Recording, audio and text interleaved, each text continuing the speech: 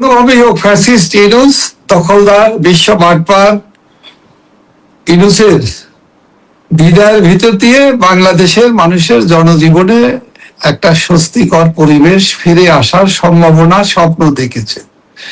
সেই স্বপ্ন ধূলির সাথে পরিণত হয়েছে, তো স্বপ্ন দুঃস্বপ্নে পরিণত হয়েছে। 2024 সালের 5ই আগস্টের পর থেকে অদ্যাবধি মাঝখানে একটা তথাকথিত ভাগ বটোয়ারা নির্বাচন হয়েছে। তারেক রহমানের নেতৃত্বে প্রধানমন্ত্রী হিসাবে একটি সরকার প্রতিষ্ঠিত হয়েছে। জামাতে ইসলামী, ছাত্র শিবির, এনসিপি সহ তথাকথিত দেশ বিরোধী গোষ্ঠীর একটি সরকার প্রতিষ্ঠিত হয়েছে। সবাই তার ভাগিদার, ভাগ বাটোয়ারা সরকার। মানুষের প্রত্যাশা সেখানেই কিন্তু শেষ হয়ে যায়নি, কিন্তু অল্প কিছুদিনের ভিতরেই কিন্তু প্রমাণিত হয়েছে। তারেক রহমান প্রমাণ করতে সক্ষম হয়েছেন যে তিনি যাদের উত্তরসূরি ফ্যাসিস্ট ইউনূসের যে লক্ষ্য, ওনার যে লক্ষ্য, জামাত শিবিরের যে লক্ষ্য উদ্দেশ্য, উনিও একই উদ্দেশ্য নিয়ে কাজ করছে, এটা উনি প্রমাণ করেছে। বাংলাদেশে 5ই আগস্টের পরে হত্যা, নিপীড়ন, নির্যাতন, জ্বালাও পোড়াও, ধ্বংসাত্মক, র্যাব, মানে আমি বলতেছি ধর্ষণ থেকে আরম্ভ করে আওয়ামী লীগের নেতাকর্মীদের আইন শৃঙ্খলা রক্ষাকারী বাহিনী থেকে আরম্ভ করে সর্ব স্তরে একটি ধ্বংসের লীলায় পরিণত হয়েছে। মানুষের জীবন, মৃত্যু, শঙ্কা, সমস্ত কিছু যেটা সৃষ্টি হয়েছিল আর্টিফিশিয়াল ওয়েতে, রাষ্ট্রীয় পৃষ্ঠপোষকতায়, ফ্যাসিস্টদের পৃষ্ঠপোষকতায়, ফ্যাসিবাদীদের পৃষ্ঠপোষকতা, বর্তমান সরকারও সেই একই ধরনের কাজ করছেন।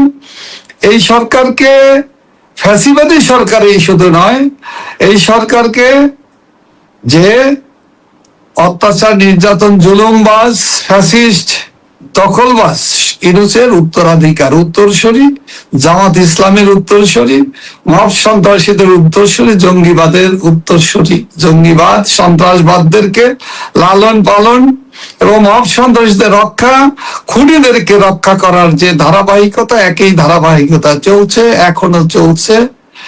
তার সাথে বাস্তবতার সাথে, মানুষের স্বপ্নের সাথে কোনো পার্থক্য নেই। আজকে অসংখ্য সমস্যা আজকে আমাদের দেশের মাথায়, মানুষের ঘাড়ে এসে চেপেছে। এটার ব্যাখ্যা করতে গেলে এটা আমার মনে হয়, আমি যদি আপনি সময় দেন আমি বলতে পারি, তবে আরো আলোচনাটা আগাক, আরো আলোচনা করা যাবে। আজকের বাংলাদেশ কি অবস্থায় আছে সেগুলো নিয়ে তো পার্থক্য করার কোনো কিছু নেই। কারণ 5 তারিখে 24 সালের 5 তারিখের যারা দেশকে রাষ্ট্রীয় ক্ষমতা দখল করে শেখ হাসিনার তথা আওয়ামী লীগ সরকারকে রাষ্ট্র ক্ষমতা থেকে সরিয়ে দিয়ে দখল করেছিল, জঙ্গিবাদীদেরকে সমস্ত ধরনের শত্রু, দেশের শত্রু, দেশ বিরোধী শত্রু, 71-এর প্রেতাত্মা পাকিস্তানি দালাল গোষ্ঠী ডিপ স্টেটের পয়সা খেয়ে, এবং বর্তমানে যারা আছে, যারা রাষ্ট্র পরিচালনা করছে, তারা একই শক্তি, অভিন্ন শক্তি, একই ভাবধারায়, একই চিন্তা চেতনা আগাচ্ছে। সুতরাং মানুষের যে আশা, সেই আশা সম্পূর্ণরূপে ধূলিসাৎ হয়ে গিয়েছে, নিরাশায় পরিণত হয়েছে। এবং মানুষের ভাগ্য, উন্নয়ন, মানুষের উন্নয়ন, দেশের উন্নয়ন, মানুষের জীবন আজকে দুর্বিষহ, আজকে দুর্বিষহ। আজকে মানুষ, আমরা চট্টগ্রামের সর্বশেষ আমরা যেটা দেখতে পেলাম, ছাত্রলীগের নেতা, কতটুকুই না তার বয়স, কি নির্মম ভাবে, কি নির্মমতা। এই নির্মমতার এই যারা জড়িত রাষ্ট্র ক্ষমতা, তাদেরকে পৃষ্ঠপোষকতা করছে। তারা কারা? বর্তমান সরকারের অংশ। এই অংশকে অস্বীকার করার কি কোনো সুযোগ, উপায় আছে? আজকের বাংলাদেশে যখন হামের টিকার অভাবে, হামের সময় মতো আমাদের শিশুরা, আমাদের সন্তানেরা, শিশু সন্তানেরা, যারা নিষ্পাপ, নির্বোধ, যারা দুনিয়া সম্পর্কে এদের কোনো ধারণা নেই, এরা তো কোনো পাপ করেনি, আজকে এই অসংখ্য 5 শতাধিক যে শিশু মৃত্যু ঘটেছে, আমি বলবো এটা অপমৃত্যু, আমি বলবো এটা এদেরকে হত্যা করা হয়েছে। এই হত্যাকারী কে? এই হত্যাকাণ্ডের সাথে এই মানবতা বিরোধী এই হত্যাকাণ্ডের দায় কার, দায়িত্ব কার, এর অপরাধী কে? সেটা তো ফ্যাসিস্ট ইউনূস। তাকে কিন্তু এখনো এই মানবতা 500 যদি হত্যা হয়ে 500 শিশু সরকারি হিসাবে তারা জীবন দিয়েছে। আরো কতজন হিসাবের বাইরে আছে আমরা জানি না।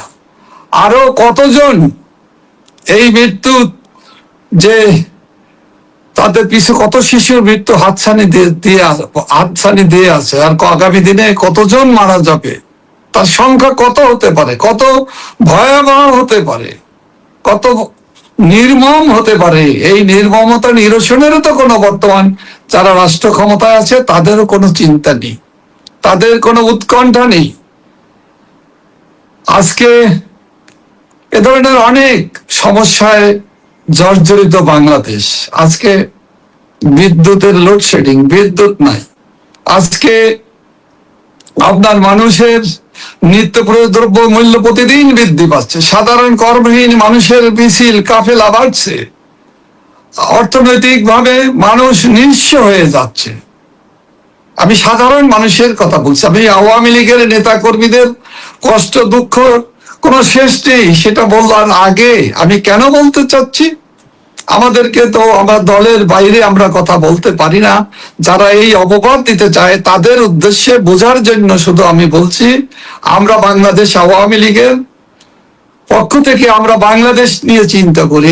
পুরো বাঙালি মানুষ, প্রতিটি সন্তান আমার সন্তান, প্রতিটি শিশু আমাদের শিশু। আওয়ামী লীগের নেতা কর্মীরা, বঙ্গবন্ধু কন্যা, আমাদের সভাপতি, বারবার নির্বাচিত জনপ্রিয় প্রধানমন্ত্রী দেশরত্ন শেখ হাসিনা এভাবেই দেখেন সেই বাংলাদেশের এই নির্মমতা, এই অসহায়ত্ব, এই হত্যাকাণ্ডের এই হত্যাকারীদের তো নিয়ে কোনো ব্যবস্থা হয় না। এরা যে মানবতা বিরোধী, মানবতার বিরুদ্ধে অভিশাপ হিসাবে আমাদের সন্তানদের, আমাদের আগামী প্রজন্মকে তারা নির্মম ভাবে ধ্বংস করছে। তা নিয়ে এদের কোনো উৎকণ্ঠা নাই, উদ্বেগ নাই, এবং এটা নিরসনের জন্য এই সমস্যা জরুরি ভিত্তিতে কিভাবে নিরসন করা যায় তা নিয়েও এদের কোনো প্রচেষ্টা নেই। তারা বায়োস্কোপ দেখতে যায়, তারা কি করে মানুষের সাথে, জীবনের সাথে নিয়ে যাদের চিন্তা নেই, যাদের চিন্তা রাষ্ট্র ক্ষমতা দখল করে আজ পর্যন্ত বাংলাদেশের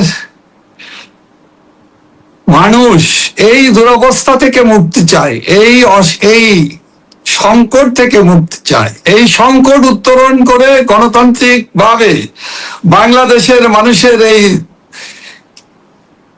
যে দুর্যোগের ভিতরে নিপতিত হয়ে এই দুর্যোগ থেকে মুক্তি চায় এবং দেশের মানুষ মনে করে দেশরত্ন শেখ হাসিনা, যার কাছে বাংলাদেশ, বাঙালি জাতি নিরাপদ ছিল, এবং তিনি আমাদের দেশের মানুষের ভাগ্যের পরিবর্তন, এই দুরবস্থা থেকে জাতিকে মুক্ত করতে পারেন, জাতি নিরাপদ বোধ করেন। সে কারণে বাংলাদেশের মানুষ, মেজরিটি মানুষ দেশরত্ন শেখ হাসিনা কে ফিরিয়ে আনার জন্য অধীর আগ্রহে অপেক্ষা করছে। তারা বলছে যে কখন শেখ হাসিনা ফিরে আসবে, তিনি আসলেই আমাদের মুক্তি আসবে, তিনি আসলেই আমরা তার কাছে, আমরা দীর্ঘদিন আমরা তার কাছে, তার দক্ষ সুদক্ষ পরিচালনায় আমরা শান্তিতে ছিলাম, আমরা স্বস্তিতে ছিলাম, এবং আমাদের সুখ দুঃখ উনি বুঝতেন, এবং আমরা নিরাপদ বোধ করতাম।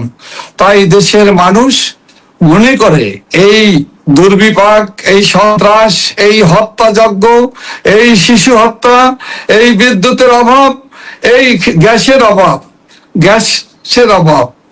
বিদ্যুতের মূল্য বৃদ্ধি, তেলের মূল্য বৃদ্ধি, পেট্রোলের দীর্ঘ লাইন, অকটেনের দীর্ঘ লাইন, নানা ধরনের সংকটে আজকে আমরা মহা দুর্বিপাকে। এই দুর্বিপাক থেকে, এই অত্যাচার থেকে মুক্তির জন্য দেশরত্ন শেখ হাসিনাকে যত দ্রুত তাকে সম্মানের সাথে ফিরিয়ে আনতে আমরা পারবো, যত দ্রুত দেশরত্ন শেখ হাসিনা বাংলাদেশে ফিরে আসবেন, ততই এই অভিশাপ থেকে বাঙালি জাতি, বাংলাদেশ মুক্ত হবে, এটাই বাংলাদেশের সকল শ্রেণী পেশার মানুষের এই স্বপ্ন, এই প্রত্যাশা। এবং তারা এই দুর্বিপাক থেকে বাঁচার জন্য আল্লাহর কাছে দোয়া করে।